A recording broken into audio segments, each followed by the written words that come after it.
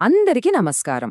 ఈరోజు మనం భారత రాజ్యాంగానికి సంబంధించిన ఓ చాలా ముఖ్యమైన, ఆసక్తికరమైన విషయం గురించి మాట్లాడుకుందాం. అదే బేసిక్ స్ట్రక్చర్ డాక్ట్రిన్, అంటే రాజ్యాంగ మౌలిక స్వరూప సిద్ధాంతం. అయితే అసలు విషయంలోకి వెళ్లే ముందు ఓ చిన్న ప్రశ్న ఆలోచించండి. ఒక ప్రజాస్వామ్యంలో ప్రజలు ఎన్నుకున్న ప్రభుత్వానికి, ఆ ప్రజాస్వామ్యానికి ప్రాణమైన కొన్ని ప్రాథమిక నియమాలను కూడా మార్చేసే హక్కు ఉంటుందా? అసలు ఉంటుందా, ఉండదా? ఈ ఒక్క ప్రశ్నే మొత్తం కథకు నాంది పలికింది. సరే, ఈ కాస్త క్లిష్టంగా అనిపించే టాపిక్ని సింపుల్గా అర్థం చేసుకోవడానికి మనం దీని 4 భాగాలుగా చూద్దాం. ముందుగా ఆ అసలు సమస్య ఏంటో చూద్దాం. ఆ తర్వాత కోర్టుకి, పార్లమెంట్కి మధ్య జరిగిన పెద్ద పోరాటం గురించి తెలుసుకుందాం. మూడోది, ఈ గొడవకి ఎలాంటి అద్భుతమైన పరిష్కారం దొరికిందో చూసి, చివరిగా ఆ పరిష్కారం మన రాజ్యాంగాన్ని ఎలా కాపాడుతుందో మాట్లాడుకుందాం. సో మన కథ ఎక్కడ మొదలవుతుందంటే, రాజ్యాంగంలోనే ఉన్న రెండు పెద్ద శక్తుల మధ్య గొడవతో. ఒకవైపు దేశం కోసం ఏ చట్టాన్నైనా మార్చగలమనే పార్లమెంటు అధికారం, మరోవైపు రాజ్యాంగం మనందరికీ ఇచ్చిన ప్రాథమిక హక్కులు, వీటిని ఎవ్వరూ తీసివేయలేరు అనే నమ్మకం. ఈ రెండింటి మధ్య జరిగిన పోరాటమే ఇదంతా. ఇక్కడే అసలు చిక్కొచ్చిపడింది. చూడండి, ఆర్టికల్ 368 ఏం చెబుతుందంటే, పార్లమెంటుకి రాజ్యాంగాన్ని సవరించే పవరుంది, ఓకే. కాని అదే రాజ్యాంగంలోని ఆర్టికల్ 13 ఏం చెబుతుందంటే, ప్రజల ప్రాథమిక హక్కులను లాక్కునే ఏ చట్టమైనా చెల్లదు. ఇప్పుడు అసలు ప్రశ్నేంటంటే, పార్లమెంట్ చేసే సవరణ అనేది ఒక చట్టం కిందకు వస్తుందా, రాదా?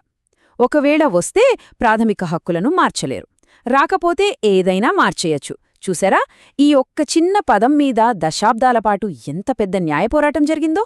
ఈ గందరగోళం చివరికి ఎక్కడికి దారితీసిందంటే, మన దేశంలోనే అత్యున్నతమైన 2 వ్యవస్థల మధ్య ఒక పెద్ద యుద్ధానికి. ఒకవైపు పార్లమెంట్, మరోవైపు సుప్రీంకోర్టు.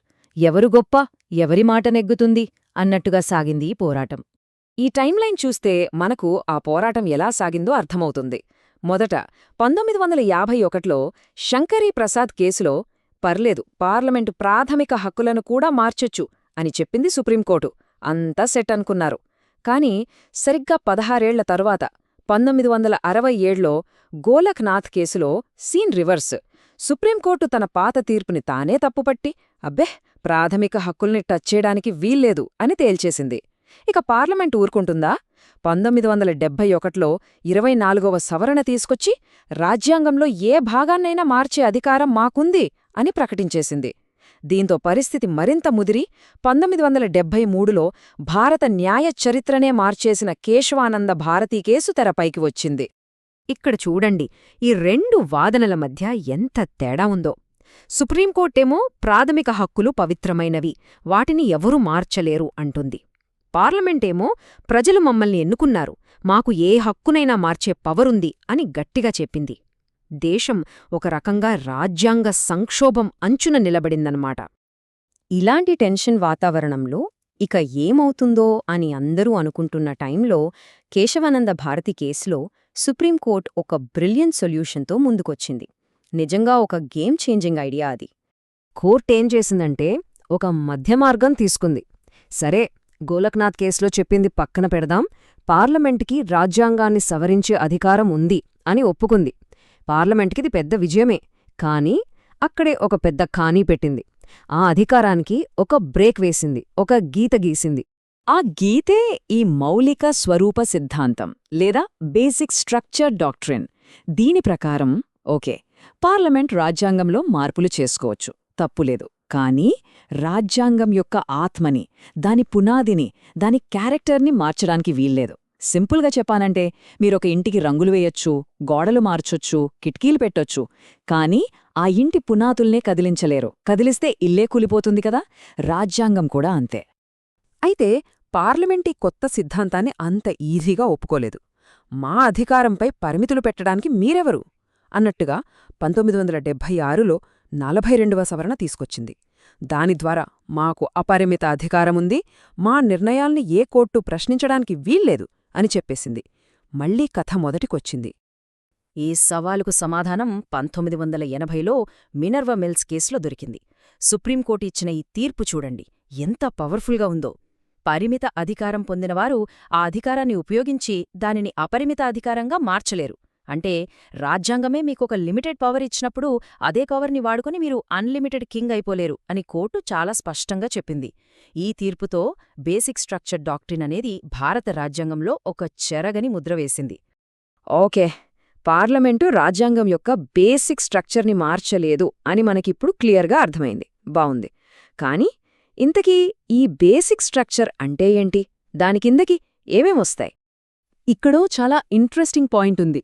బేసిక్ స్ట్రక్చర్ అంటే ఇవే 10 పాయింట్లు అని సుప్రీంకోర్టు ఎప్పుడూ ఒక ఫైనల్ లిస్ట్ ఇవ్వలేదు.